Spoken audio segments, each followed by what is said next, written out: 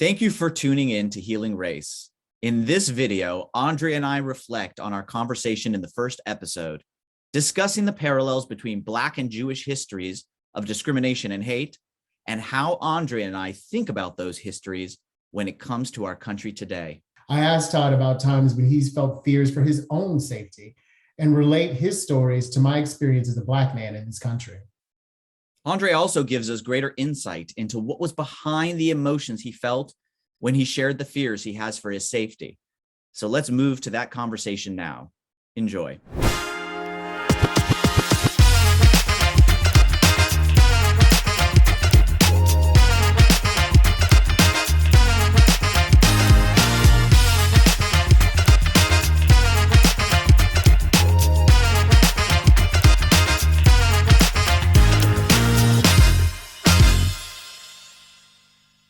And so my question is, if you feel comfortable, like, what did you worry about happening? Like, what did you want to protect against? Like that skepticism. What did you? So you heard stuff, you had images. I'm guessing in your mind of what could happen. Honestly, being murdered by white people. Okay. Like, and I'm don't cry. Like being physically harmed by white people.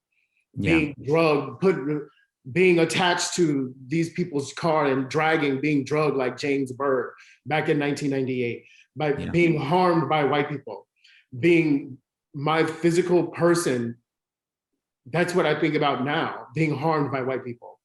That really hit me, Andre, as you know. It's the moment I kept coming back to. What were you, like, how do you respond now watching it? What were you feeling? Because you had a lot of feeling there, clearly. I wanted to emphasize to you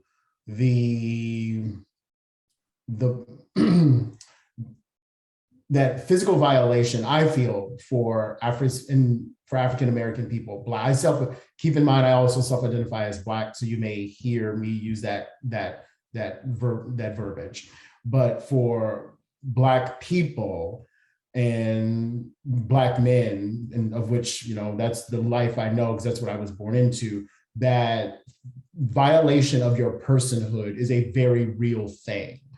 And it's something that rests in the mind probably of many, if not all, Black people, and especially Black men.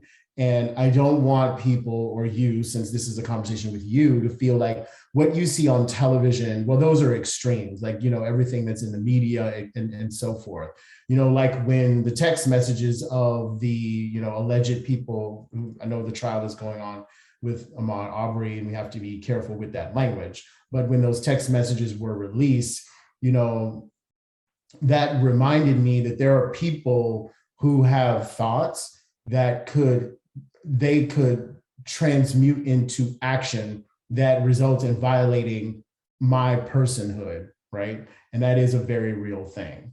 And and not only is it real, it's an urgent thing, because it shouldn't be. And I wanted to communicate the emotion, the motivation behind the emotion was to communicate that sense of urgency to you. I want to know, have you intuited those words, and what do those words mean to you? Mm-hmm. I mean, I've heard people talk about the talks about how to carry oneself as a Black person in America, right? Yeah. So I know that there is a presence in one's mind in the community. Like when I was stopped at Border Patrol a few days ago, coming back from Costa Rica. Mm-hmm. Go ahead, Todd. But yes, and when I was stopped at Border Patrol, the first thing that came to mind is carry yourself. Mm-hmm. What's your presence? Because it was two white agents, disarm them. Adjust your personality to disarm them. Mm-hmm. Yeah.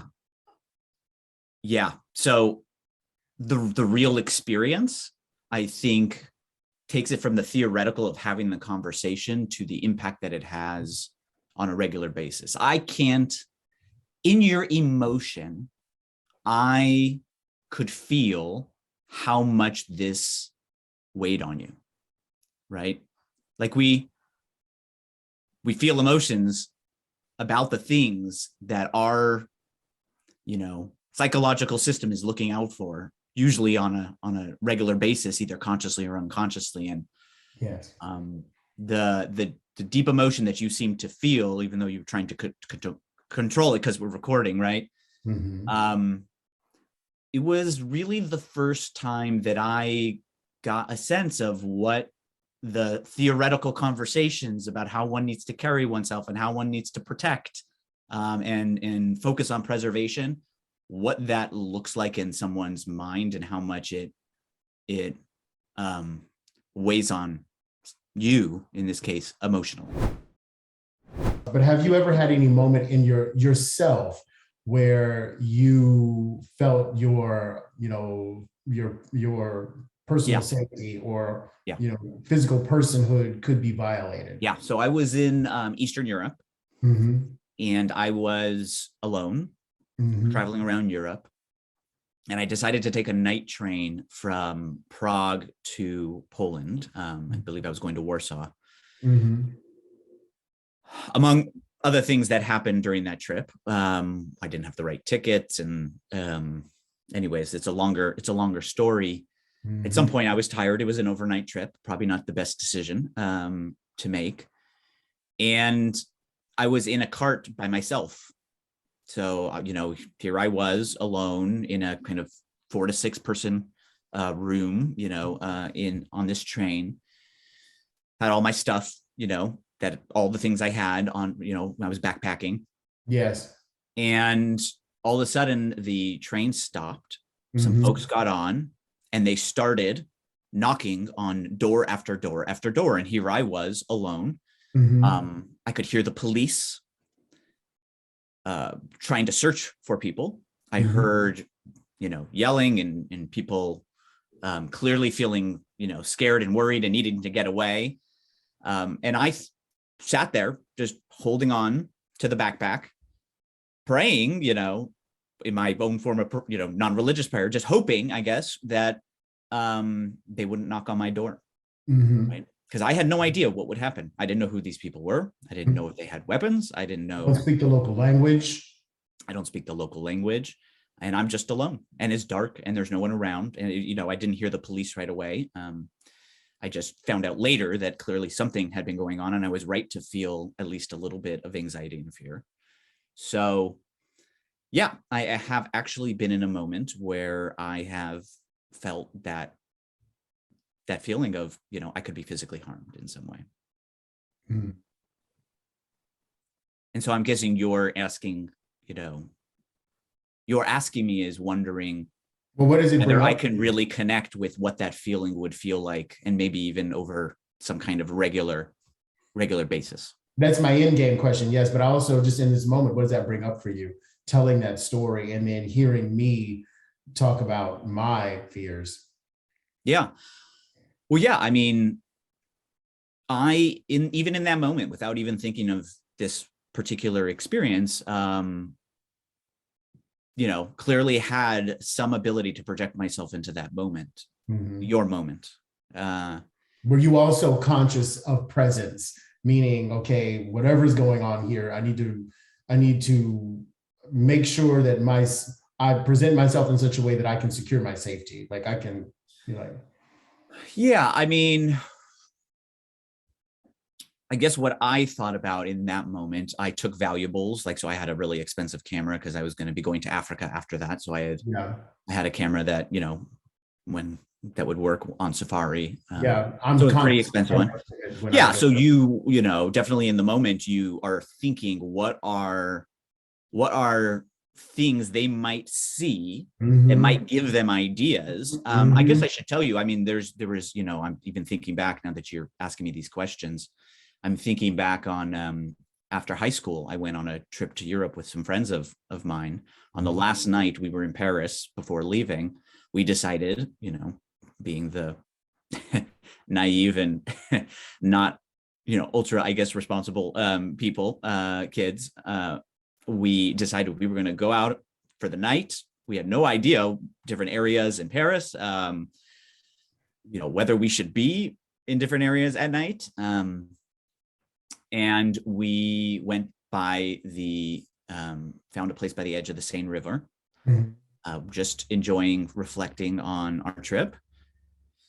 And next thing we know, we hear people breaking glass. You kind of have to, take stairs down to get to the edge of the Seine, at least at this part of the river.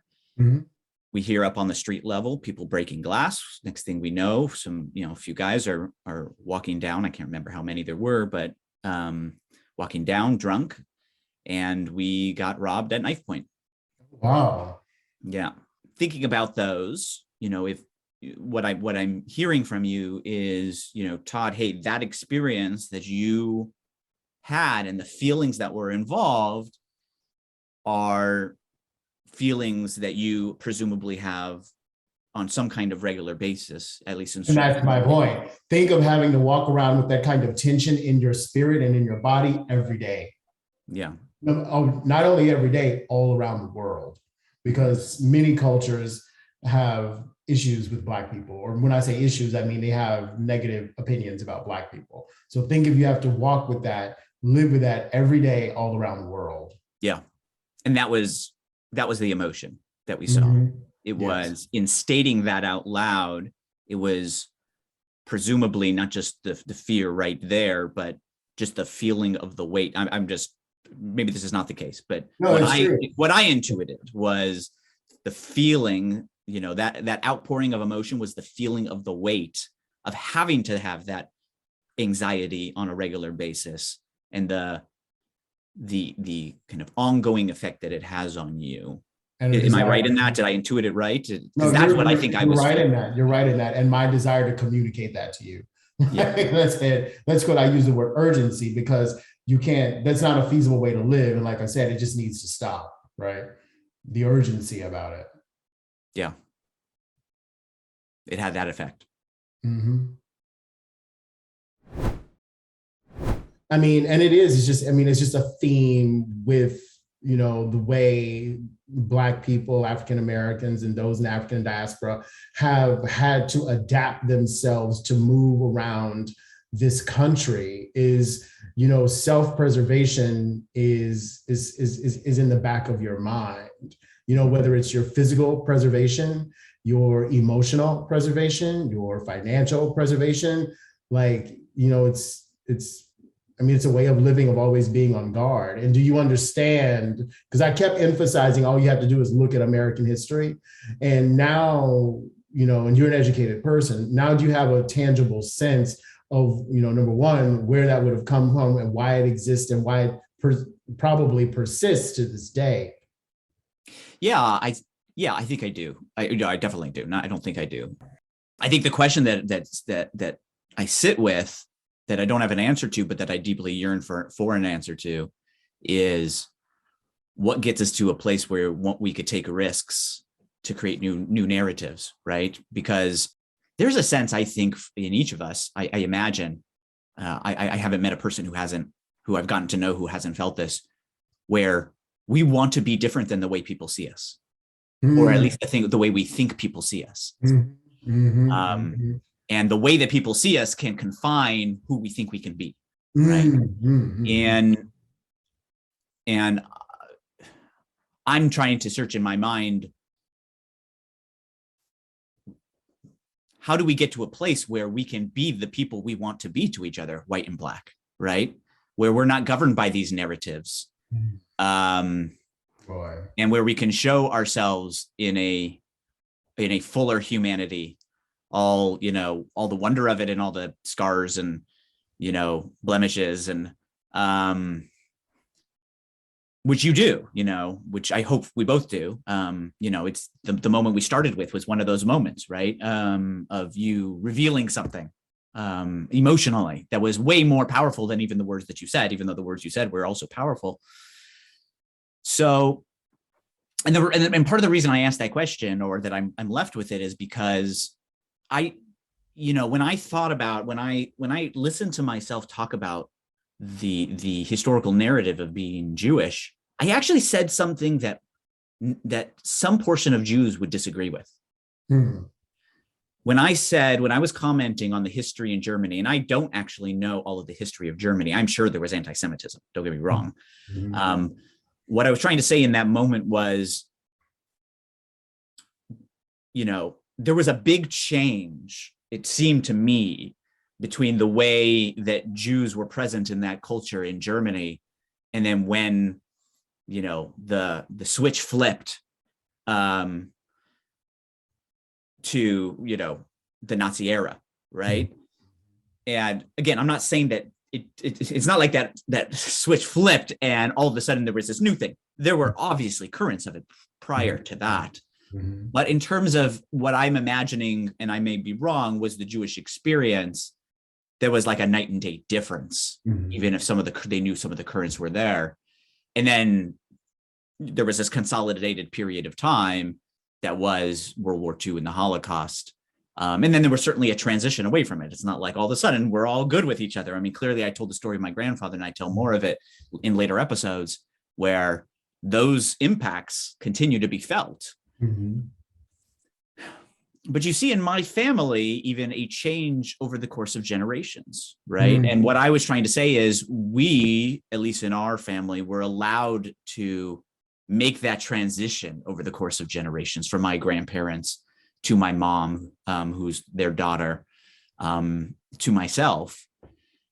And I was trying to understand, in reflecting on my comments there, why some people in the Jewish community will, continue to talk about the historical anti-Semitism that has really existed, right?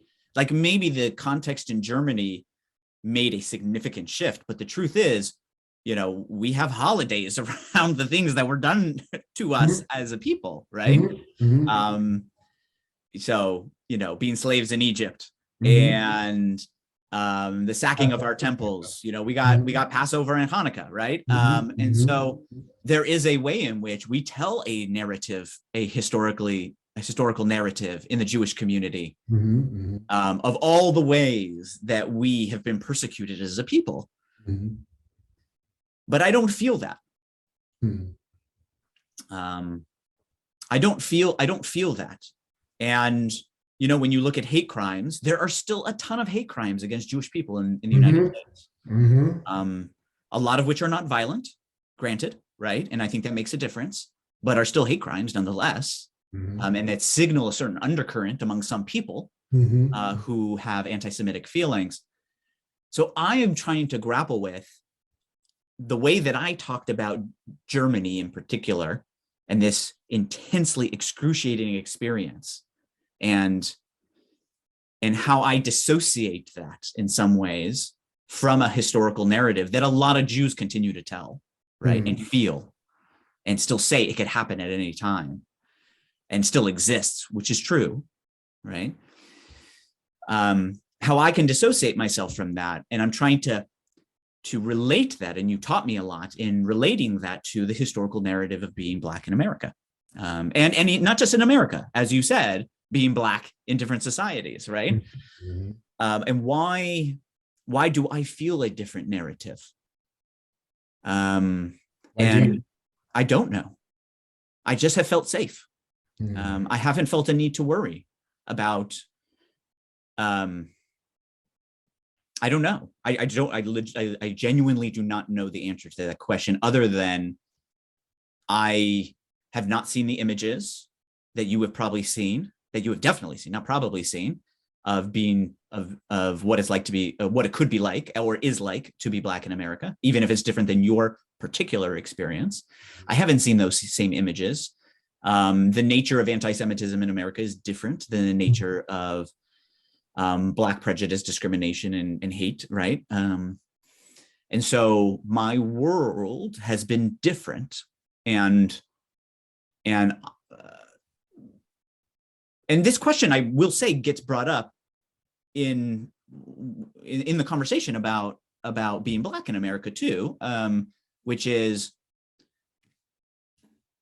and it's part of my question of what transitions the narrative.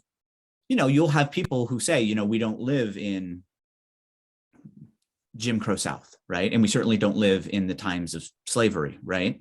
And so where's the balance between recognizing a trajectory of progress and seeing that there is a trajectory of progress at the same time as, but there's still like deep problems, very real problems, right? That's why I ask myself, I always orient things around the question of motivation, right? So the physical context, it could have changed because you don't have Jim Crow laws anymore, for example. But if the motivation behind a behavior is to discriminate against Black people, then that undercurrent of what was a previous context is still there and very prevalent. Yeah, that is though what I would say, and I think you're totally right. That makes sense to me. That understanding motivation is important, because if motivation is still there and context changes to allow that motivation to become more active, right? Yes. That's the do I think it could happen to me at some point? Yes. Yeah. Mm-hmm. Right. Yeah. I get that. Right. Yes. What I will say though, and this is still what brings up the question in my mind, is people in the Jewish community will say the same thing, as you said, about being Black in America. There are people who have said to me, people I'm close to, Todd, you're so naive. Like, anti-Semitism still exists. It's still very prevalent. What they're telling me is exactly what you're telling me. Todd, the motivations are still there. And all it takes is a change of context. All it takes is for something to come out, for something to enable that to come out. And then you see the murder that happened in the synagogue in Pennsylvania, right? So I'm left with that I don't know, right? I'm left with that I don't know about my own feelings, and why I feel so different, and why the narrative that clearly exists historically doesn't have as much of an impact on me that it does with some other people in my community. But I deeply want to know why, because I believe there is enough people of goodwill, of good heart, right? Even if they carry around bias, right? And I will acknowledge, and I acknowledge that multiple times, right, during the course of our talk. Given the chance to connect, given the chance to have a different relationship, I think they would take it. And I will accept that as a basic assertion. I tend to be skeptical of people, but I will accept that. Yeah. And most people are motivated by goodness. Thank you for watching this episode of Healing Race, and stay with us for a scene from our next video. If you want to see more conversations like the one you just watched, please subscribe to our channel, share this video with friends and family, and like and comment on the video below. If you'd like to be a guest on one of our episodes and have an open, real conversation about race, email us at guests@healingraceshow.com. And if there are topics you think we should cover, we'd love to hear them. So please email your ideas to topics@healingraceshow.com. As always, thanks for your support. We look forward to continuing the conversation with you. Now, here's a scene from our next Healing Race. I think it can be more singular than that. As you were talking, I started to think about George Zimmerman when he killed Trayvon Martin. Yeah. So what does it take for one of those people who just have, attachment to advantage, biases, to all of a sudden, I mean, dude, I live in a free carry state. We all have guns here where I live. Yeah. I don't. But anything can trigger, and then all of a sudden, bodily harm has been done to a person. You live in the United States of America, and we come strapped here. We come strapped here. To watch the rest of that episode, go ahead and click the video below me. To see a different compelling Healing Race episode, you can click the video below me. We look forward to seeing you in the next video.